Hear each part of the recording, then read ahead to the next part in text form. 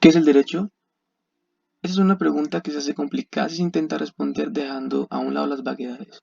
Por ello, en ese video se han dispuesto las presentaciones de los aspectos generales más importantes de autores que han intentado hacerlo. Para tal efecto, los pensamientos de sus teorías se han recogido en tres grandes pilares del debate en el derecho. El primero, el concepto del derecho. El segundo, la producción normativa. Y el tercero, el derecho en la modernidad. Dando apertura a la ronda de presentaciones, tenemos en primer lugar a Herbert Hart, nacido en 1907 en Harrogate, Reino Unido, para quien el derecho y la moral no tienen una relación lógica necesaria. Plantea además que la percepción de que la coacción es la principal característica del derecho es errónea, pues existen otras normas que no están respaldadas por amenazas para que lleguen a cumplirse. Para sustentar su tesis, plantea la distinción entre las reglas primarias, que imponen obligaciones, y las reglas secundarias, que confieren potestades. A su vez, las reglas secundarias están compuestas por la regla de cambio, la regla de ubicamiento y la regla de reconocimiento.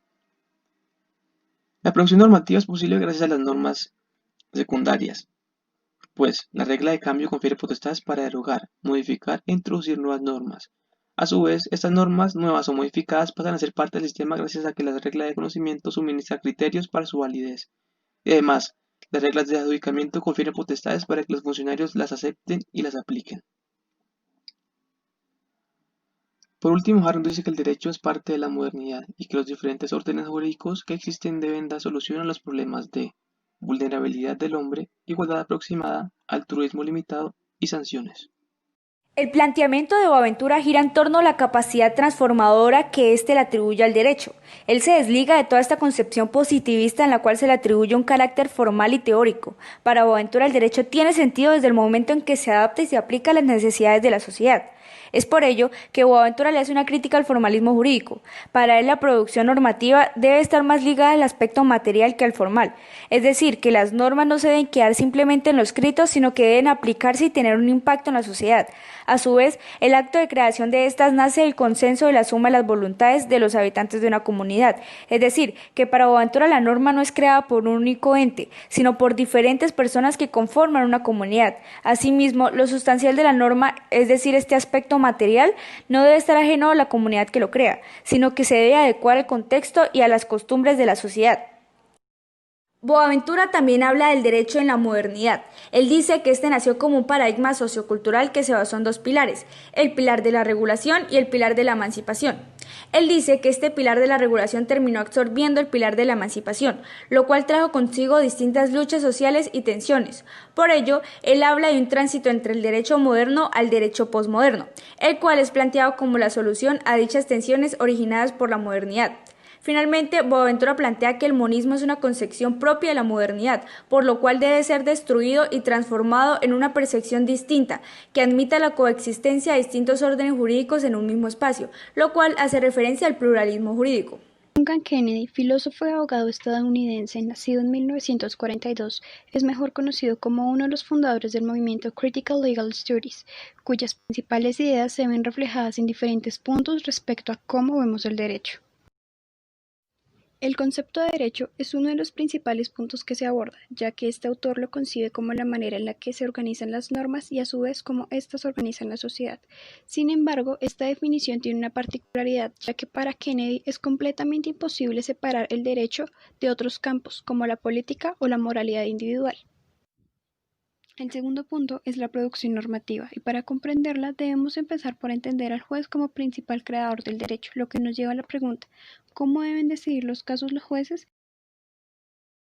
La respuesta a esta incógnita se da en las analogías de los argumentos, que principalmente están bajo dos perspectivas, la formal, que son interpretaciones apegadas a la norma, y la moral, que consiste en relajar el rigor de la regla.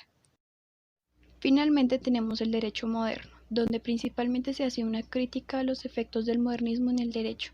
Esta señala que los derechos individuales han sido positivizados en el sentido que ignoraban la realidad marginando a las minorías. Dentro de su teoría, Norberto Bobbio afirma que el derecho es producto de la sociedad, ya que nace cuando un grupo social comienza a organizarse. El carácter coactivo del derecho es lo que lo hace distinto a otros sistemas normativos y existe una relación entre norma y sanción. El derecho como sistema de normas es el que regula el uso de la fuerza por parte del Estado. La eficacia es un requisito para que el ordenamiento jurídico sea válido y para que tenga existencia, ya que requiere que la norma fundamental establezca la necesidad de obedecer al poder, dotándolo de fuerza como instrumento. Afirma que si miramos la pirámide de la estructura normativa, veremos una serie de actos de producción jurídica y una serie de procesos de ejecución jurídica, que son expresión de un poder. En la producción normativa, afirma que las fuentes formales son aquellas normas jurídicas que determinan el órgano competente y el procedimiento a través del cual se crean las normas jurídicas. Dice que también las normas jurídicas cuentan con proposiciones normativas que pueden tener varios enunciados, pero el jurista debe centrarse en el significado que siempre es el mismo, no en interpretación. Para el pluralismo, él toma la teoría institucionalista. El derecho nace en el momento en el que un grupo social pasa de una fase inorganizada a una organizada. Bobbio lo apoya debido a que no se puede reducir la palabra derecho únicamente al poder estatal, y no existe ninguna razón para descartar que la teoría normativa pueda ser compatible con el pluralismo jurídico. El proceso de institucionalización de un grupo desorganizado a un organizado debe tener tres cosas. Primero, que se determinen los fines de la institución. Segundo, que se determinen los medios con los que se van a lograr estos fines. Y tercero, que se distribuyan las funciones de cada individuo perteneciente a la institución para el logro del fin. A continuación les voy a exponer los planteamientos más importantes de Óscar Correas. Para Correas, el derecho es un uso prescriptivo del lenguaje que se dirige a la conducta de los otros para determinarla, usa la amenaza de la violencia contra el desobediente y es legitimada por un funcionario público. Las normas son construcciones lingüísticas dirigidas a describir una conducta. Deben estar compuestas por un modalizador deóntico, como los ejemplos que tenemos aquí, y de la descripción de la conducta como tal.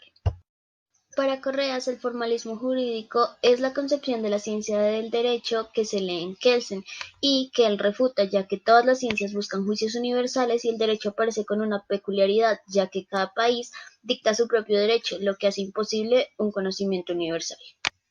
Una norma es válida cuando ha sido producida por un órgano que, conforme a otra norma superior, estaba facultado para hacerlo.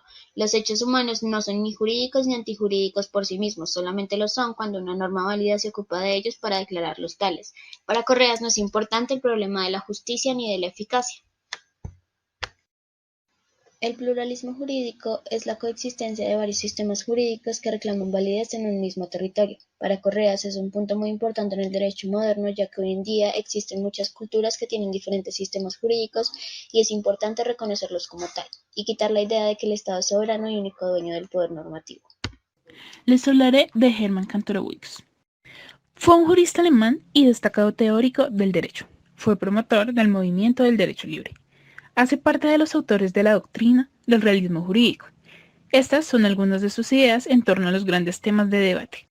Sobre el concepto de derecho.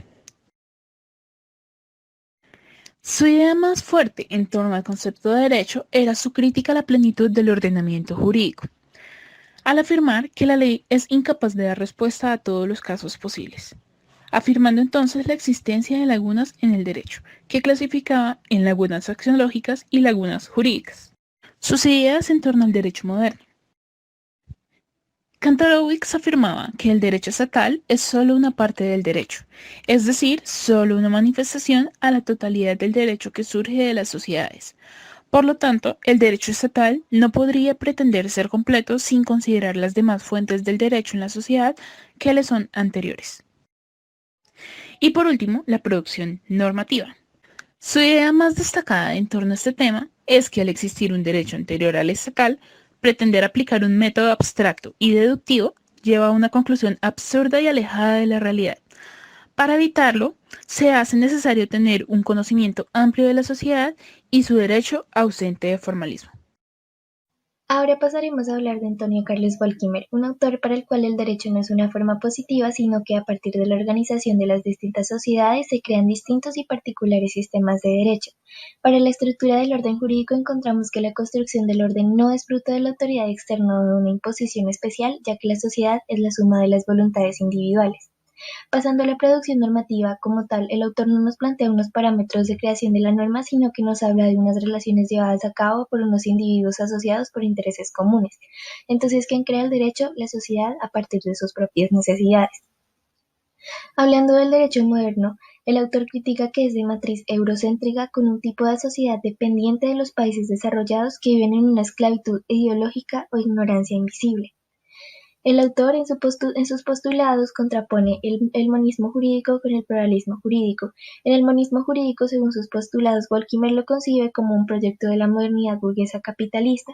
Mientras tanto, en el pluralismo jurídico, para el autor está definido como la multiplicidad de manifestaciones y de prácticas normativas existentes en un mismo espacio sociopolítico. Para finalizar, el autor plantea que los principios no son universales ni generales, sino que surgen a causa de las necesidades que presente cada comunidad. A continuación vamos a presentar un corto debate de acuerdo a los autores que presentamos anteriormente. Para ello formulamos dos preguntas. La primera es, ¿el derecho está relacionado con otros órdenes sociales? Y la segunda es, ¿la producción normativa es propia únicamente del Estado? Entonces le vamos a dar la palabra a Correas para que responda la primera pregunta. ¿El derecho está relacionado con otros órdenes sociales? El derecho no está relacionado con otros órdenes sociales, ya que, por ejemplo, los hechos humanos no son jurídicos ni antijurídicos por sí mismos. Entonces, si una conducta está prescrita por una norma, no importa si la conducta es buena o mala, solamente importa que esté prescrita y por este motivo es derecho. Herbert Hart. Mi respuesta es sí hay una relación, pero no es una relación lógica necesaria. Es decir, que esa relación puede desecharse. Pues el derecho y la moral, como dicen, no tienen una relación lógica necesaria, pues el derecho debe su origen y existencia a prácticas, decisiones comunitarias y el gobierno. Obvio. Yo difiero en este punto con respecto a mis compañeros, debido a que desde mi teoría se afirma que no es posible elaborar una teoría pura del derecho. No es posible alcanzar un conocimiento jurídico que no sea referido a valores o a consideraciones personales. En este caso, existe una relación muy estrecha entre la teoría jurídica y la teoría política, ya que el derecho se analiza en función del poder, por lo que lo usa para dirigir y condicionar la sociedad. Tiene la palabra Kennedy. Partiendo desde los Critical Legal Studies, debo afirmar que sí.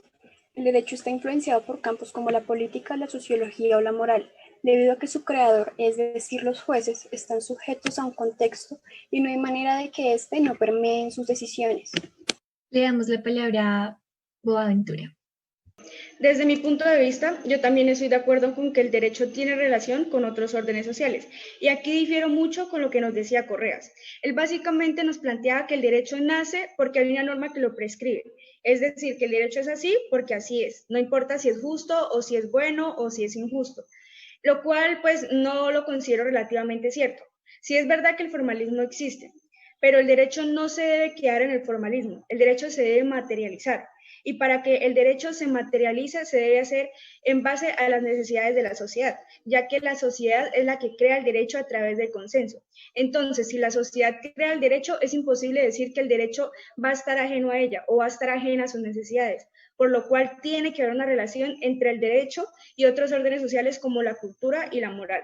Terminamos esta ronda de intervenciones con Kantorowicz y por último Volkmer. Siguiendo la línea de lo que propone Kennedy, estoy completamente de acuerdo en el sentido en el que el mejor ejemplo que tenemos para darnos cuenta de cuán derecho y el contexto social en el que se desenvuelve está en el juez. El juez inevitablemente, aunque traten de establecer reglas para regular la manera en la que interpreta, es imposible porque siempre va a estar permeado por su contexto intelectual, su contexto ideológico. Entonces, básicamente, en ese sentido, sería imposible establecer una forma de regular esta forma de conectar tanto derecho como los órdenes sociales. Ya que la conformación del Estado, derecho y órdenes jurídicos no se fundamentan en formalismos para mí, sino en la praxis cotidiana interactiva, pues se deben tener en cuenta múltiples factores causales ligados a la cotidianidad humana de una sociedad. Entonces, yo estoy de acuerdo con lo que plantea Boaventura, en que el derecho no es una forma positiva, sino que surge a partir de las necesidades de una comunidad. ¿Alguien más tiene algo que agregar?